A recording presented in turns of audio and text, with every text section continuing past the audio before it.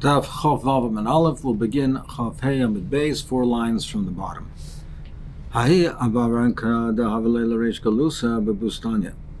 The Reish Galusa had in his orchard, he had an abarvanka. Abarvanka is like a gazebo. So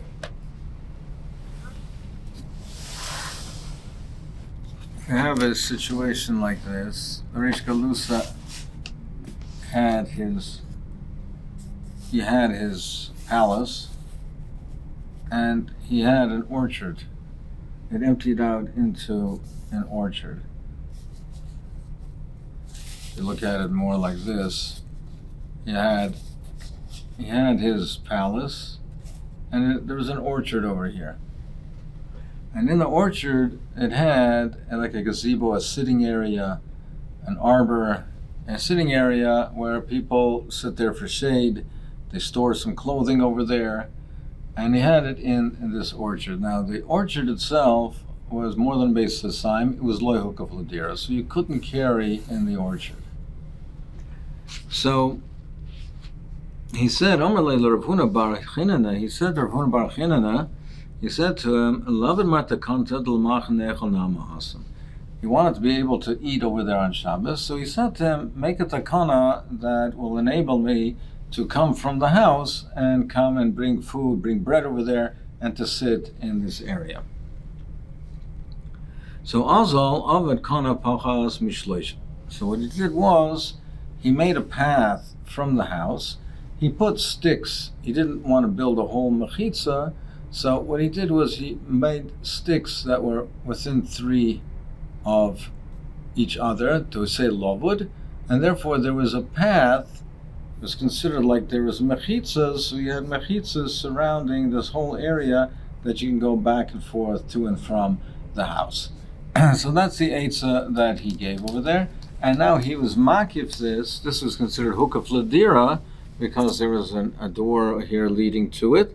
At the time, they built the arbor, the gazebo, or the pavilion. It was not hokaf l'dira, but now there's a door leading to it. They're making these mechitzas. It's now considered hokaf l'dira. So that's what he did. Also, Rava Shalfino. Rava went and he pulled out these posts. He pulled out the mechitza. He held that it was not necessary. So he removed it, and also Rav Papa, Rav Hun Braid of Yeshua, Naktinu mi Basrei, and they went ahead and they took the sticks after he pulled it out. They took the sticks and they removed it, so they could not put it back. So what did he hold? The case over here is talking where this was hukaf, that the walls of the orchard were constructed before the gazebo, before the arbor. So l'chare is hukaf l'soif yashav. So what did Rava hold? What did he hold that this eitzah, this takana, was not necessary?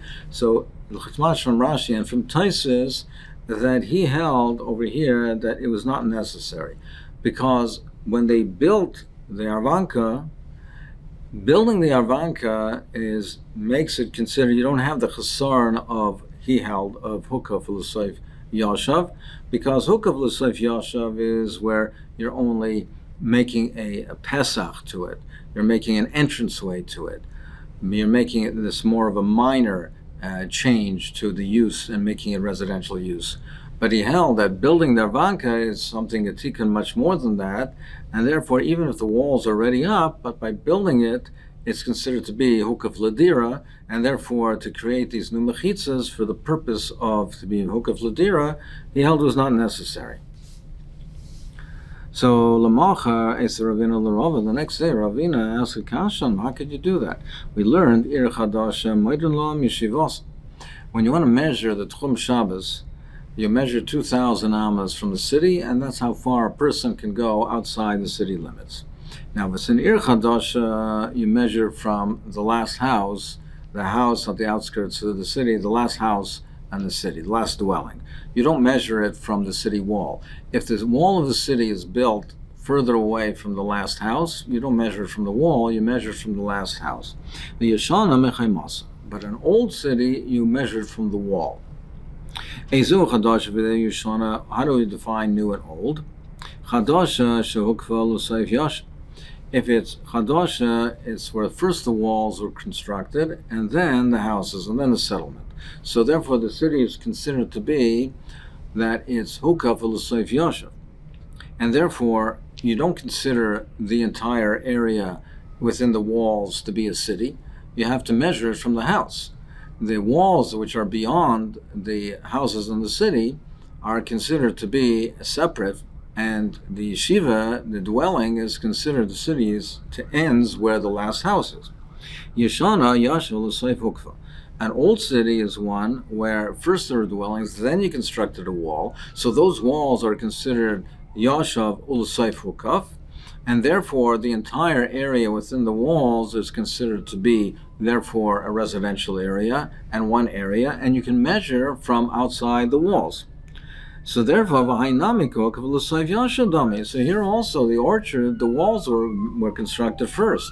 Later you constructed Arvanka. So just because you constructed the Arvanka, it doesn't matter. The walls were constructed first. It's considered Hukav ol Seif Yoshev, and therefore it's not considered Hukav Ladira. So how can you rely on that? Another kasha the Gemara asks, another kasha of Amravasi. How can you consider this Hukav Ladira? We learn mechitzas adrachalin loishmei mechitza. If they made partitions for construction workers, if construction workers, when they were working, they needed, they made some temporary huts or mechitzas for them to give them some privacy or to give them some shade. And these are now loishmei mechitza. They're not considered to be mechitzas. We don't consider them to be mechitzas, and they're not considered to be, therefore, proper mechitzas to make them a reshus yachid. Alma came to since it's only for privacy that these things are made, and not to live over there. Lo have mechitzas. It's not considered a mechitza. Hachanami came to vida.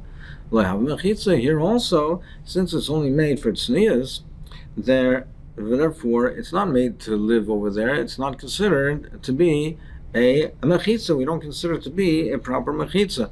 It's not made to live over there. It's just made for some temporary privacy, just like these temporary enclosures that the workers have. They're temporary in nature, and they're not made to live there. So therefore, here also the avanka is not made for any kind of dwelling on a permanent or a long-term basis, only for temporary use. It's not considered to be a dira, so therefore the orchard is considered to be hukav l'sayf yashav. So you have to now create new mechitzas. Another taina of Amar Rav Huna Brei Rishul Rava, another kash of Amar Rav Huna. He said mechitza suila nachas loishmei mechitza, and mechitza that's made for storage, not for living, is not considered a mechitza. We don't consider it a mechitza, and we don't consider it a closed area. The Harabba Baravua Marav Kul Mechuza, when he wanted to make an eruv for the city of Mechuza, he made it arsiyas. He had to make it by neighborhood. He couldn't make it for the whole city. He couldn't be mahar of the whole city. Why? Mishum Pir the Beiter. Because the dishes that they held, the food for the oxen, they had ditches that they had on the main streets, that they had ditches over there in the main streets, that they had storage areas for the animals to eat. They stored the food there for them to eat. So that even though on the Mavois, on the main streets, they did construct walls. So when they had the main mavuas of the city, so they had the streets that were running through the city. Now they had the main streets over here.